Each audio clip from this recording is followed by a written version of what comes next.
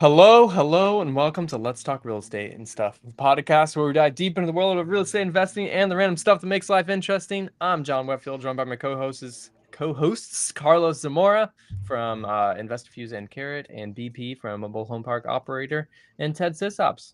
Hey, gents, how's it going? Dig it. Back for another week. Let's do this. I keep getting asked, when will Carrot CRM and InvestorFuse have a mobile app? I don't know why people need a fucking mobile app. Mobile app and Kanban views are the two things that bug me the most. I hate Kanban views seem cool. They are. Don't get me wrong. But when it just depends on how many deals you're handling. Like, because I get it. You want this visual pipeline that you're sliding things down.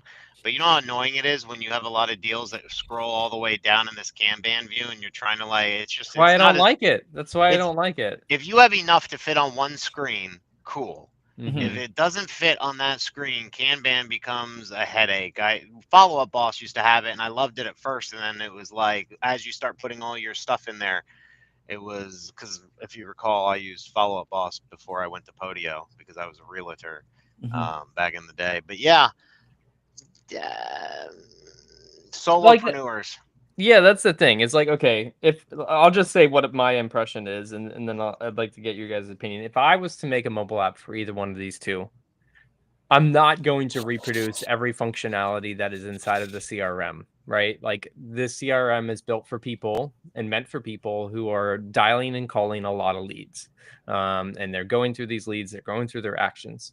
What I would build an app for is the types of functionalities that you would need to do on the go as it relates to the business, not as a like full on, I can do the whole CRM on my go. So I would focus on, communication in and out, like an inbox type level feature. If you're doing in-person appointments, giving you that calendar and ability to look up those opportunities, and then just ability to look up an opportunity and see details on it. I'm not going to give you the ability to complete actions inside of the system. Maybe it could grow to that. Definitely no transactions functionality. Maybe some tiny dashboards just to look cool. Yeah, that's probably why most people want a thing so they could be on their phone counting their money. But honestly, as a business owner, like when I had my team, there was no need for me to have it on my phone because also my financials are usually in some other way. Like it all depends on the scale you're talking about. Like right now with my scale, my bookkeeper and CPA, like they'll send me all my every week I get a cash flow, every month I get a statement. I don't need it in a dashboard, right? But for lead generation, maybe you need to see that. But honestly, I'm in the office. So why? Because I'm now working on my business. Like, why am I not at my computer checking what I need to check?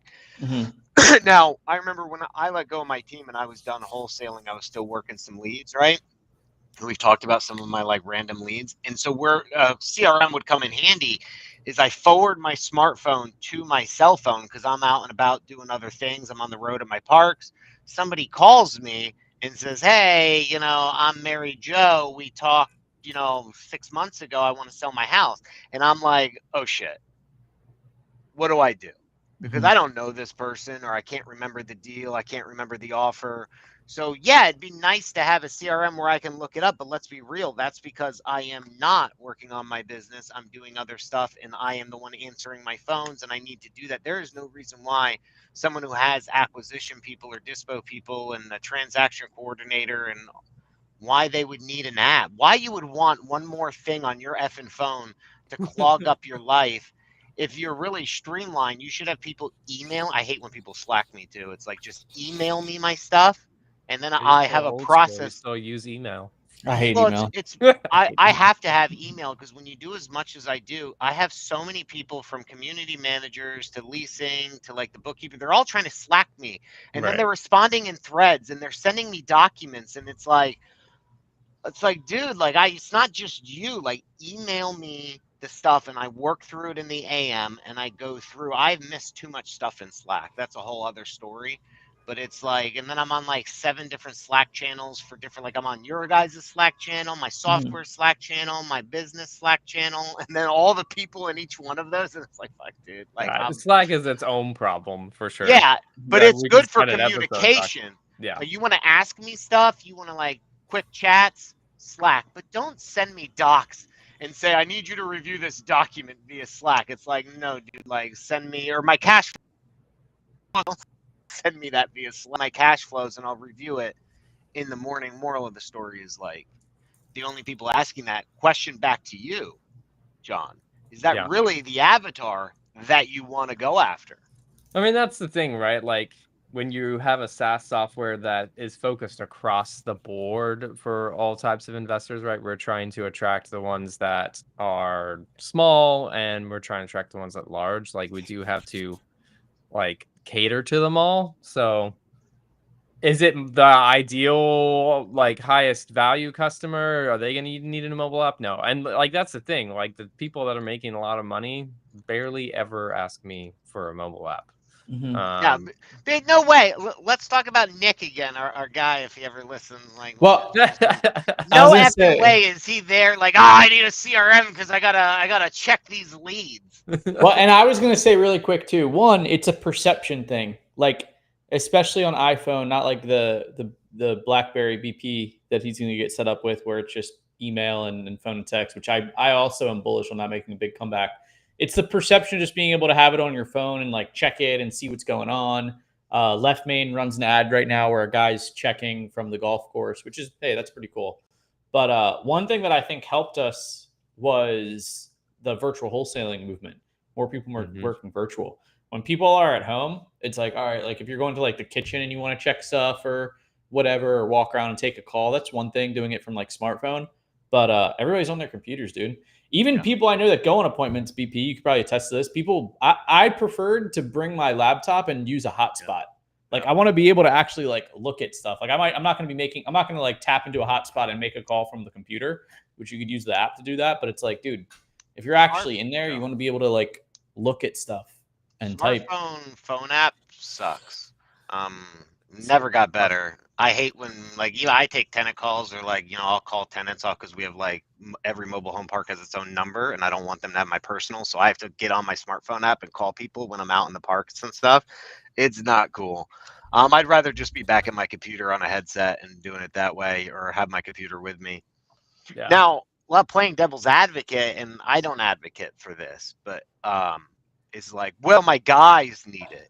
And then I go back to like, do I really want my guys working their stuff at their home on their phone? Like, I want you at a computer with all the tools, because like really, in maybe technology is far advanced, but like really, we have a process, or we had a process, and it's like, you have your investor fuse open, you take your call, or you schedule whatever's scheduled or incoming call. You go through the lead, the notes, then you open up your data source, you go through, get your comps, make your offer, record your offer. Like, I don't want you doing that while you're sitting at like Five Guys or something, eating a Right. burger because you're on the road. Like, you should be working. And if you're not working, take your fucking break. That's fine. Like, you know what I mean? I don't know. Yeah. And how hard is it? Like, how many times when I was wholesaling do you pick up a call and run to your computer, right? Like, that's, Yeah. I don't want to do it on my phone. I want And, to like, the run to amount my of things that computer. you have to do when you're on that phone call, like, Yeah. how much what can you do without How having focused access? can you be on Yeah. your cell phone trying to close a deal without any, like, I'm out at Top Golf. Somebody Yeah. calls me and like, oh, because I got this app, I'm gonna no. What I'll do is I'll make up an excuse. I'll pick up the call and I'll say, hey, you called me. I'm at another seller's right now. We're purchasing a property. I tell you what, I'm a little busy right now, but I have time in my schedule at blank. But if I give you a call back, or I just run through my beginning script and Yeah. just go like, what's this? What's this? What's this? Okay, let me formulate an offer for you and get back to you. I can have it back to you in like 2 hours, and we'll see if it's something that makes sense for you. Yeah. But am I gonna like go back into like the club room at Top Golf, or like the bathroom, Open and up like my hide it? CRM and just, Yeah, like, and like start I'm adding sitting on the notes. toilet, and I'm like, okay, your offer Running is comps. yeah, I'm writing Yeah. comps on my phone. Yeah. I think that's the interesting thing too, though, like, AI can really start to help with that, and that's been, like, people's biggest Yeah, objection is, like, I'm on appointment or I'm out on the go and I'm answering these phone calls, and I need to be able to, like, enter information in, like, right that's a now so whole I don't different forget it. avatar. Yeah, that's a whole different. And you're But right. Like, as a solo guy, that I would want that. I would 100% want an app if I was just out in the field doing it all by myself. Well, here's the interesting thing, right? So I just built something 2 days ago that takes smartphone's transcript, compares it to the standard 7 qualification questions that every seller gets asked, and told it to go through the entire transcript and pull out the pieces of information that answer these questions and then plug them straight into the fields, so they're in the CRM. So they go through, they have the phone call. Usually what their process would be is they have the phone call and then they go to the CRM and then they go to each one of those fields and they type out the response that they remember from the phone conversation, and schedule the next action, right? Now it's they get to the CRM and all the information is already in there. That was one of our biggest problems is like, and then guys would have to go back, re-listen to their calls and update their notes because you're so in the moment a lot of times. Either you're focused on the call or you're focused on your notes. It's tough to do both. So like I had a way of doing shorthand notes just because of my experience. Like I'd be talking and I'd be in the convo, but I'd just be like writing like, shorthand stuff like that I knew, like codes or, shorthand names, and I'd figure it all out. But like a lot of our acquisition guys, after a call that was good, they would go back, they would replay the call, they'd listen to it, and then re-record their notes for the future. But now AI does that for you. Yeah. So, I mean, do I really? I go back to, I don't think an app should be a thing in a CRM, and if it is, it should be the very basic. I'm able to look up a phone number and the info and maybe put in notes after. But if AI is doing it, why do I need to put the notes in? Well, then we got to talk about the difference between having a mobile app and being mobile optimized, which we currently are, where you could get a text notification, new lead comes in, you could pull it up, Google Chrome, iPhone. What do you use, BP? Are you Google Chrome or what's the DuckDuckGo? What's the? I don't know what I use. I use pre-search for my search stuff, and then I use I guess I use Brave. I use the Brave app, Brave browser. On my phone, I don't know what it is. Probably whatever Safari or whatever it is. Safari, I mean, yeah, we are mobile optimized. Like that has its problems because of like session limits. So like you do have to like log in occasionally. It won't remember you every single time. So like there's the argument that an app is a little bit better of a native experience. It still works though. But now it's added cost for you as a business, and then the people that you're catering to, they're not going to want to pay extra for it. You know what I mean? But now you got to manage this thing. People are already at that level complaining about cost of CRMs and stuff. And it's like, honestly, you want to be, you want to be at your top of your game because you're going up against guys who do this full time with teams. You don't want to be in a situation where you're trying to do it from a bathroom at a bar or restaurant because you're out of the office. Like you want your system set up, which is why we used to use, like when I was on my own, I would have Pat Live back in the day. I would call forward. If I knew I wasn't going to be there, the call goes to Pat Live. They pick it up, take some info. I call them back when I'm at my office. And if it's coming through, like what about a PPC lead? PPC lead comes in, the rules, call it within a minute and I'm out. CRM is not going to do me any good. Like there's nothing at that point. There's nothing in the CRM that I need. Right. You know what I mean? Like I get my conversation. To have that first combo. And let's be honest, even if you gave me the best CRM, that's not going to help me call Mary when she just put that PPC lead in 2 seconds ago. Instead, I'm going to get on my call and do what I would do anyway. It's the perception. So much of this of selling services in this industry is perception. I'm sure other industries too, but this is the only one I've been in since I graduated. But it's so much the perception of having the app. But I get it. Like just being able to click on something versus going to Safari or Google Chrome to it. Like I get that to a certain extent, but I don't believe like it's like a big leverage thing. And also I think people going virtual has completely, almost entirely eliminated the need for it. Yeah. I've made millions without a fucking CRM mobile app. So using InvestorFuse. You haven't used the Podio mobile app? That's the best app in the world. No, I didn't even know there. I was going to actually say, was horrible. there a Podio? You're not missing much. Yeah, I didn't. That is the worst. The only app on my phone that I use is smartphone. But I mean, since I was wholesaling, I mean, millions of dollars made with no fucking mobile apps and you just work out your own system. Was there times it could have come in handy? Yeah, as when I was starting out and when I was finishing, because I was doing it on my own. In between, the last thing I wanted to be was in a CRM. Yeah. The only time I was in there was when I was reviewing calls and stuff to do training calls and stuff, and I'd log in and do the, because you had the link, and I'd click on the link and I'd go through and. Yep. Yeah, with you. I don't know. I think it's a moot point, bro. Like, I think, Yeah. yeah, whatever. I mean, you could give it to them, but I don't know how you're making more money off of it. Yeah, no, it would really just be a perception thing when people are like comparing CRMs. Yeah. We say we have a mobile app. They're like, oh, Well, okay, cool.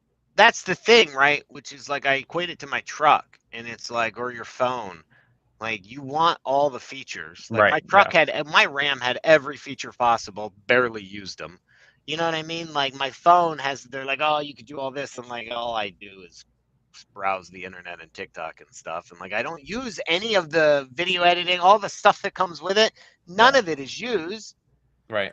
But I like the idea that I get all that stuff. And when I'm looking at your software and I see like the three, how they get you with like the 3 offers, the low offer, medium offer, big offer, and you try to get me into that medium one, I'm just like, I'll probably never use it, but it's nice that this comes with these. Might need that someday. And I'll buy it just because I like the comfort of having it. But and we're all like that. So true. We all want the things, but we barely ever use them. Look at your computer. All the stuff your computer could do, and you use like 1/10 of it. It's like our own brain. All right, but what if you can do comps inside of your CRM using an AI analysis? That's a lot to do on my phone, though. Is it? I don't know how you would have it set up, so I can't speak to it. But it's like, but again, now you're at, what's my scenario? So here's my phone. It's yay big. So I'm just here. Hang on, let me put you on speakerphone now, because now I need to look at my phone. So I better be somewhere quiet, or I'm doing this. Yeah. Okay. And I'm like, agreed. It's not agreed. Okay. My point of saying this is I want to talk about AI comps, but like agreed, like that would not be a great experience. But you talk about like a PPC lead coming in super quick and they want to know like how much you're going to offer. You could say like, hey, I'll have to get back to you. But if you're at your computer, you can get that answer immediately because that's available. So would it be nice to do that on a mobile app? I don't know. Maybe. Are you assuming that I'm closing this deal right there on the phone and getting a contract signed? I'm assuming, no, not necessarily, but I'm assuming that you can give it's ideal to give an accurate offer. Yes. Yeah, I get it. So would it be helpful? Yeah, because what I would do anyway, I mean, with my skill set is I would just straight up be like, Zillow's estimate is 200K. Look at a couple of things on Zillow, and then I'd be like, yeah, I can offer you 110,000 or whatever it is. Just because when you do it enough, I don't need the comping tools. But either way, you're right. Either way, in that scenario, I'm looking at something. So would I rather have a more accurate something to look at? Yes. To answer your question, yes. But I would revert back to, ideally, I am doing my first phase of the call and calling them back when I have a better situation. Because even if they say yes, so if they say yes to that offer, because you give me the best comping tools, can I do my contract? No, but you've at least got yes. So either way, no, but I don't want the yes. I don't want a yes if I can't do my contract. Because now I got their yes, and now what do I say? Let's play it out. Hey, that's phenomenal. Thank you for taking my 110.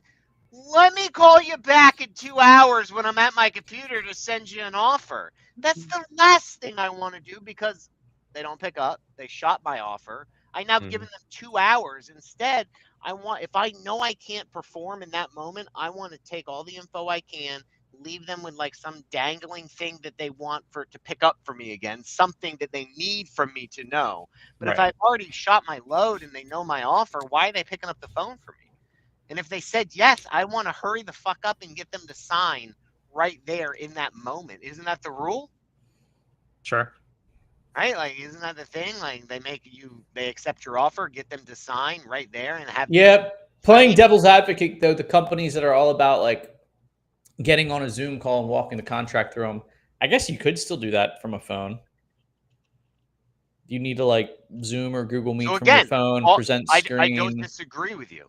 But what I'm telling John is if you're going to give me the offer ability, you better give me the ability to close the deal. Because if they say, your AI is so good and I hit that offer on the nose and they say yes, you now left me empty-handed on getting the deal closed. And now I have a higher risk of losing it because now I need to call them back in 2 hours and we all know they don't pick up the phone.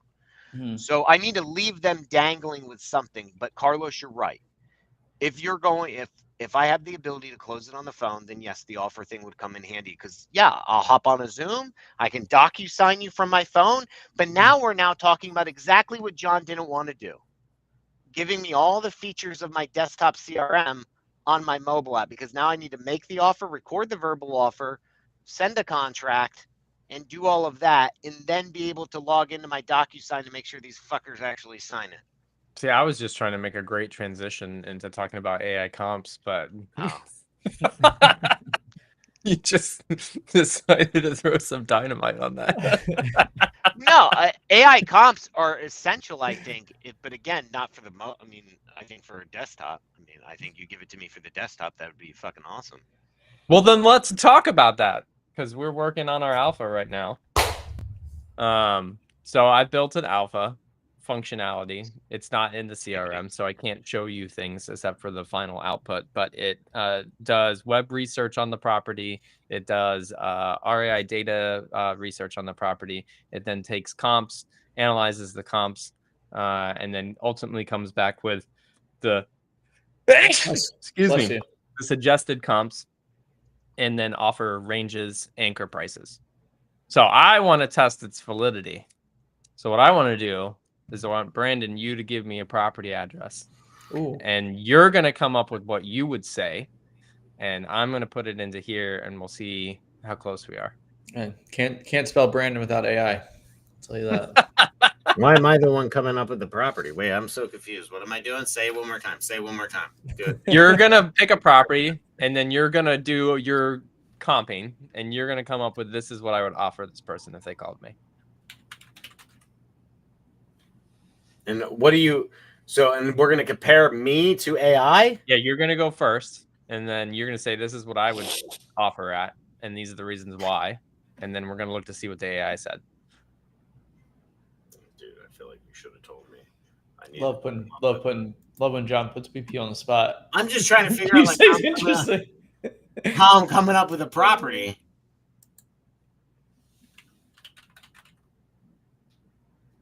I don't know. I don't have a property off the top of my head. I mean, the only ones I can find are ones owned by companies, and I don't want to do that. We'll put 30 seconds on the clock for you, BP. Thanks, guys. That's phenomenal. I'm joking. I was going through my phone because I know somebody sent me a deal. Yeah, let's look at some.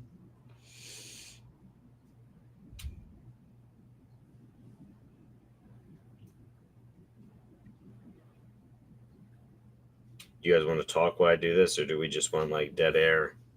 Dead air sounds great to me. I think we can just dead air it. I'm getting ready here. All right. What about let me just do it via map. I was trying to think of what this house is because there's actually one. Google. I gotta think of the address real quick, but I know they've been rehabbing this one. Ooh. What is this? 3-3. What is that? That one. 3050 Carolina Avenue. Richmond, Virginia? No, I'm sorry. My bad. No, Lakeland, Florida.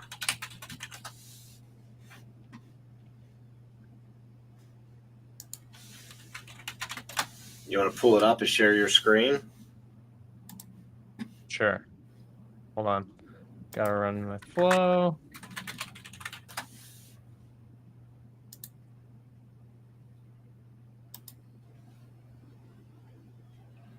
All right. Here we go. 3050 Carolina Avenue, Lakeland, Florida. Here's this lovely wood and stone facade. All It's a nice crib. Zillow estimates it at 247. Mm-hmm. There are no pictures. Oh man, look at that home value drop. So I guess it was at like 355 until it got sold. So obviously the inside of the house had problems. All right, so are you comping this? Yeah, I mean, I'm pretty much ready to go. You're pretty much ready to go. All right. I love the positioning of Zillow. Get your cash offer in 3 minutes. Mm-hmm. All right, I gotta turn off. I gotta turn off my screen share for a second, so I can't show you the inner workings.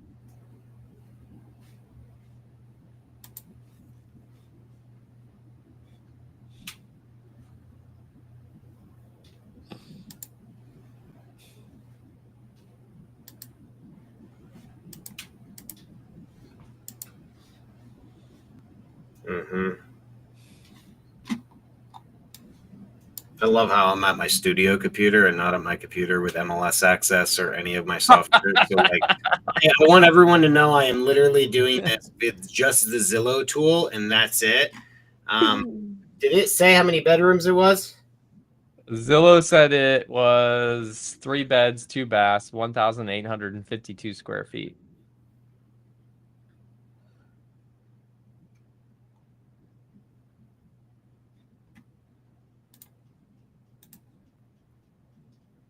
Yeah, I'm good to go. All right, hold on. I'm almost there. I got this. Oh, that's a nice looking house. Oh, that dude.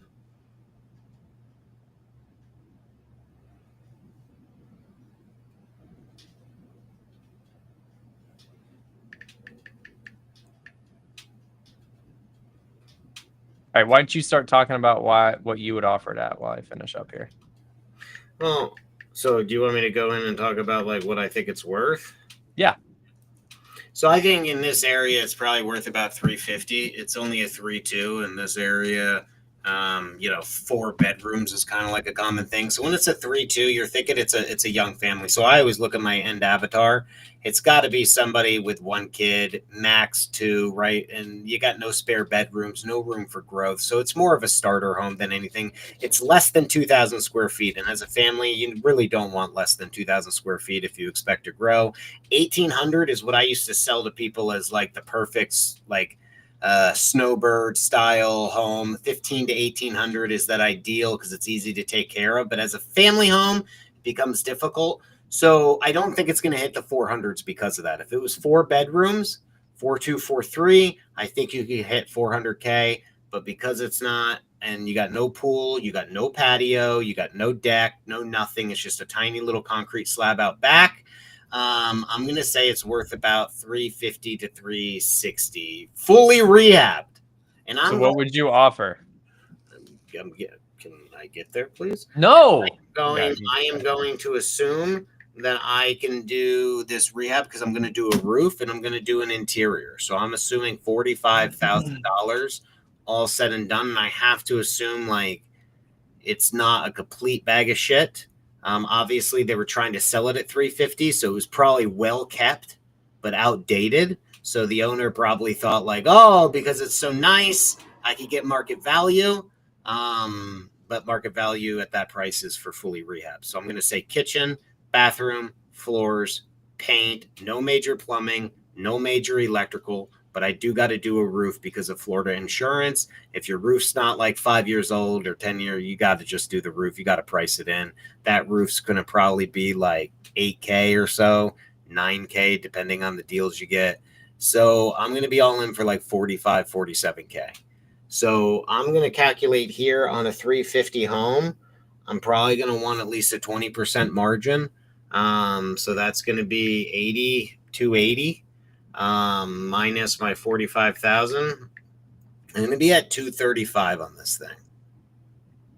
And that's What is- me okay. only making, hang on, that's me only making 70,000 times, let's just subtract out 10% in total costs, between realtors, holding costs, fees. I'm making 60 some K. Could I be willing to give up some of that profit to get the deal? Maybe I'll do it for 50K, so I might come up a little bit more than that. Okay. So I'll just say this: about 235 to 250 would be me working for free. All right. Here is what my AI spit out. Obviously, I didn't do this in ChatGPT, but I get a payload like this. So I'm using ChatGPT to format my payload. So I just subject property. It brings out its comparables. Its estimated list price is recommended range from 370 to 385, and then condition based off of offer. So if it's an excellent condition, your maximum offer is 310, anchor 290, fair. You can read 275 to anchors 255. Poor would be 257, and an anchor of 237. The seller should go with John's AI. Yeah, but they're definitely. I mean, yeah. I mean, so we're not far off. They had a much higher listing price, but the thing is there's a 3.3 for 399 that's 100 and some square feet bigger with a bigger lot that's not sitting. If you take a look at this lot, and these are things that AI can't do. Like you look at this lot, it's like up on a hill, and like your driveway. What's is that like, address? The one that the comparable. 818 Woodward. 818. And that's a 3.3 with an extra 100 square feet and a nicer lot location. Better neighborhood. Well, I guess it's kind of the same neighborhood. Okay, it didn't find that comp in its search. It did. It's just horribly unreadable. I just think you're asking quite a bit for the 270 or the 370, 380 range for that. Especially in today's market, because remember the avatar that I just said, you're not looking at someone who's going to be living in this home forever. This person's that's a 3.2. The 3.2 straps you. If it was a 4.2, I'd be all about that price range. Yeah. If it was a 4.3, you'd be at that high end. But as a 3.2, I mean, if you got one kid, you can only have one more, and then you're like, damn, I got no room for my relatives to come. My in-laws can't stay with me. Like, and it's only 1,800 square feet, which means there's probably only one living area, or maybe a formal dining from the age of the home. So there's not a lot of room for growth. But either way, I mean, if you take a look at its list price and its offer price, me and AI were spot on. It was just 20K higher on both than me. Yeah. So all it right. just depends. And here's the deal: is when you're flipping homes, I would rather be able to list it at 370, buy it at what I buy it at, and everything I just told you. Maybe try, like that's a bonus to me as a flipper. I try to get 370, but I'm protected because I really think it's worth 350. But if the market goes crazy, maybe I'll get that 370. Your AI is just assuming it's 370, but like everything that's 400K around here, like even if I cross the street onto like, I mean, the one on Coventry, that one's never going to fucking sell. Yeah, they've been price cutting it. And that's the thing. There's one for 400K on Coventry that's a 3.2, 1,400 square feet. I've been watching them. They got that thing down to the studs. That's everything brand new. Plumbing, electrical, roof, deck, porch, siding, all new windows, all new everything. And it's been sitting for a long time, and they've been price dropping it. Super cute home, though. Here's one. 5 beds, 3 baths, 334. Outdated. 375. 4 beds, 2 baths. These are all things that are listed? Yeah, these are all or sold. I mean, here's one for 425, 2,200 square feet, 4 beds, 4 baths. So that's a duplex. So I don't think it's off. I don't think it's off. I think what it'll do is it'll create a bigger risk. But I don't think it's off. And all of these are like formulated, like come from a math. Like you as the individual could set your own math standards for the offer ranges. It's not. I think its offer range is fine based on the list price. I think it's the same problem that Zillow had. Is why they were going out of business. When you use an algorithm to come up with the final list price, you don't take into account all the factors, crossing streets. So I guarantee. What comps did it use? I can't. I'd have to go pull them out. Hold on. It Not used 318 these right. apparently. These ones right here, but there are more that it didn't include. So it used 3210 Carlton Circle and 3247 South Pope Avenue. Those aren't bad locations. That's a spot on. That's a spot on geolocation search. When did it sell? I can't read. The first one 1 year outside of range, and then this one the dates are in a different payload, far up the process. Yeah, I was using like current stuff. Yeah, I mean, it would come in handy if you give that to me. And it's like, okay, does that help me? No. Does it help me if I'm able to do it myself? But if I'm on the fly and I need something to do and you just come up and say, here's your offer range, and that's done by my boss puts in all the parameters, and I'm just there sitting at my computer and this is spit out.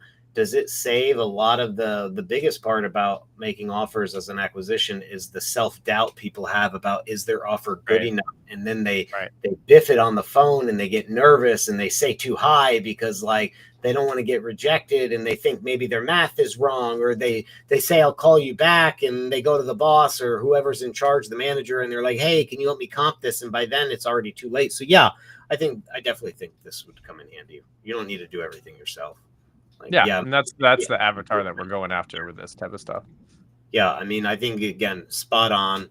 I mean, its anchor was 237, and I was at 235, and I said I would go up maybe to like 250, and it's like 257. I mean, it's really not that far off from me.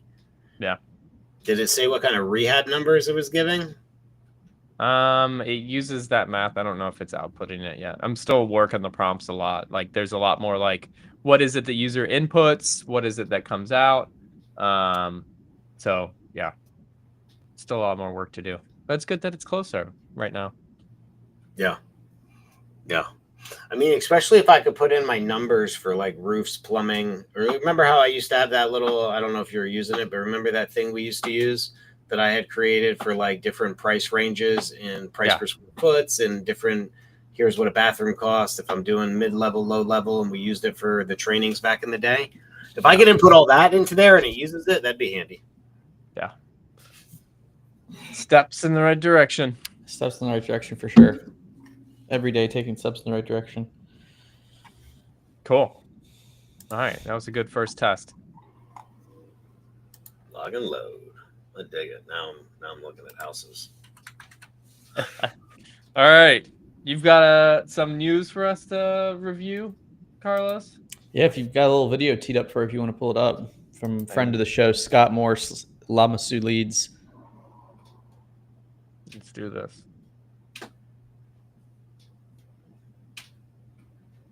Wow. Look at this. So I'm looking at this house, right? It was a flip back in 2013, modern house. I really wanted it, didn't get it. This local flipper beat me out to it back in the day before we had to deal with outside people. And he bought it at 160, or he bought it and then sold it for 160. Bought it at 60, flipped it for 160, right? That was the end buyer. That guy sold it in December. I've been watching them rehab it. It's hilarious. And bought it in December for $265 from that owner, right? And that guy had let this property go into shambles, just like going to shit. That guy held on to it. Looks like he took it down like a wholesale. Then he relisted it, and 2 months later, off the MLS, right, it sold for $320. Good God! So that guy made a $55K profit from buying it and wholetailing it, taking it down instead of trying to wholesaling it, putting it out there, doing it. And now I think they're a bit high, to be honest with you, but now they're going for $539. Good God. Wow. Definitely. It's got potential because of the architecture, but I mean, it's still on a busy road, but and no garage, but I mean, you see the profit there. But this is Wow. where you're at, right? Instead of buying complete distressed pieces of shit, people are now paying higher dollar values for properties and then just trying to list them higher and get them up to that up market by doing those better upgrades to it and trying to push that value. How much do you think that guy who wholetailed it, how much work do you think he put into it? None. Guaranteed none. And I don't mean Oh, wholesale really? and I fix it up and sell it to an end buyer. I think he just fixed it up and sold it to another. He sold it to another investor. He just took it down Okay. and sold it instead of wholesaling it. He took it down, took ownership, and then found a buyer so he could get top dollar. And he did $55K.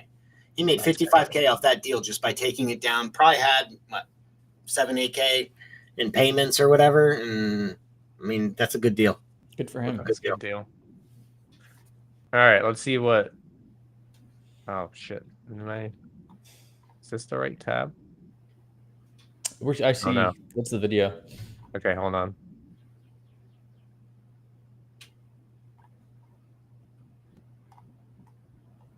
The biggest announcement that's ever hit the REI space, Kofi versus Fast Easy offer, June 5th, the best, most favorable outcome that's ever taken place. I want you to share this video. I want you to like this. It is a game changer. Guys, dncisdead.com. Go to dncisdead.com. Find out how this court case, how Keller Williams stepped up for us investors out there, how they fought a court case for almost a year, hundreds of thousands of dollars. And now when you go to dncisdead.com, I put together this infographic there. You'll see as of June 5th, 2025, baby, we are no longer regulated by TCPA requirements. We can call as much as we want, boys and girls. DNCisdead.com.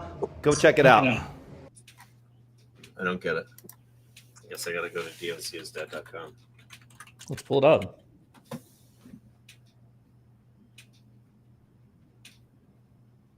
Oh, fuck him. Why? Because it's a lead magnet. That's hilarious. He just wants me to fucking put my info in to get an email, and then I'm gonna get blasted with Scott Morris's fucking emails. And I already got enough fucking gurus sending me shit. I don't need more. No offense to him, but still. That is pretty funny. But okay, is he saying that there's some lawsuit? So do not call. Probably probably does not relate to text, but it probably relates to people who are on the DNC list. Mm-hmm. May not be legal anymore. What was the case? Coffee versus Fast Easy offer, Arizona. COFEY.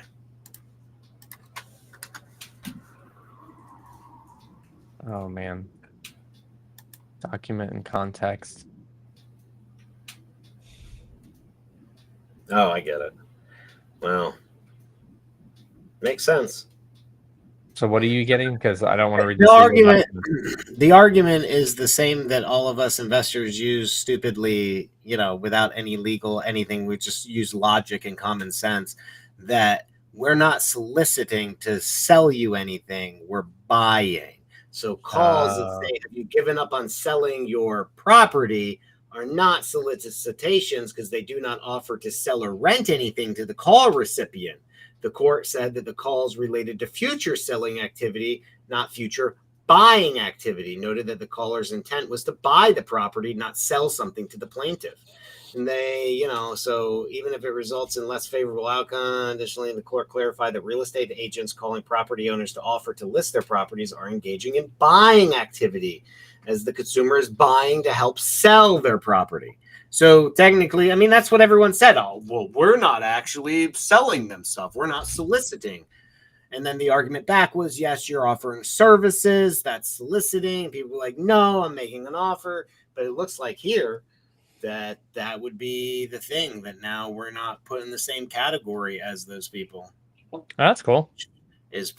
Scott probably had wet dreams about this. He's probably like massive fucking party, and his business is probably going to explode tenfold knowing him. He's probably going to attack it full on fucking lion attack, bro. Oh yeah. Yeah. Right. Just like his logo. That's pretty funny. He already is. Yeah, Overall, I think that's good. That's good news for our industry. I'll take lower barrier entries for our members. Is it good for the industry?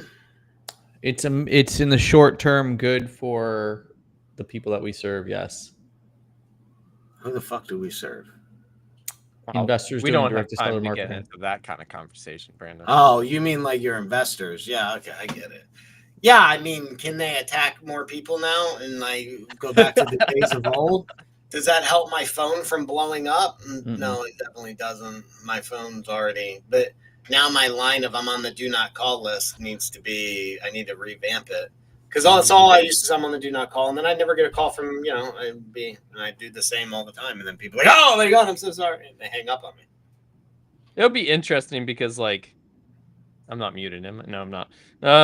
It'll be interesting because like sure there's a loss like that case is out there, but that's just one and it would be used as reference in other lawsuits that would happen. So you could still technically like go to court and then a judge would have to like look at that other. Yeah, you said press. Yeah, and so like would phone carriers allow you to call people on the do not call list? No, probably not until like full on regulations. So if you're using like a smartphone or you can still call people on the do not call list. you can, but like they want to keep their product safe. So and no one's taking you to court. I would doubt now after this, if this case all closed and they won and all that's true, which I don't know if it is. I've done no research. I think you'd find more, it'd be hard pressed to find someone that's like, yes, let's go fight this battle. But now if you're willing, if the seller, especially on like a contingency or anything, if the seller is going to pay, a lawyer will take money no matter what, right? Like, right, yeah. But I would doubt a lawyer's like, yeah, you have a good chance of winning after this case happens. So precedent set. So maybe you don't go to court. I don't know. But that would, but what that does, aside from the jokes about who you serve and whether the old lady is going to get her house stolen from her, what it is going to do is it's going to reshift the online PPC leads because it is easier. No, it is perceived to be easier to cold call to get leads, easier and cheaper, even though it's not. Cheaper is what it's going to lead with. Maybe not easier, but cheaper. It's perceived to be easier and cheaper by people with a low barrier to entry because I could do it myself or with one cold caller, even though in the end, I think it's better to do inbound leads. What's going to happen is that rush for inbound property leads, Google PPC, Facebook, all that stuff that happened the last 2 years because of TCPA. Now people are going to be like, oh, I could go back to the cheap marketing. And so that's going to affect things. And newbies don't have to do propertyleads.com anymore or iSpeed to lead or fast home offer, or whatever it is, right? Like now they can just cold call to make their money. So that changes the lead generation game. Yeah, it does. It'd be interesting. I would still rather do PPC leads after having run a cold call team. Oh yeah, that's like the team effort for sure is easier. All right, folks. That wraps up another great week of LTRE. Let's talk real estate and stuff. Yeah. We should talk to Nick and see if he's going to start cold calling now. It's really interesting all these legal cases are coming out of Arizona. I know. Because Arizona's a fucking cesspool of mecca of gurus, and it's like, yeah. Oh, Arizona. Fucking Arizona, dude. Although I came in last night from sweating my ass off, and I told my wife, I was like, I bet you people in Arizona don't sweat profusely like this just from walking outside. They probably do. I don't know. No, it's a dry heat, dude. It's different. It's different. Out here, I was telling John, I'm taking like 4 showers a day. Like even you just walk outside, you're like fucking sticky. That's how it works. Anyway, gents, have a great weekend. See you all here next week.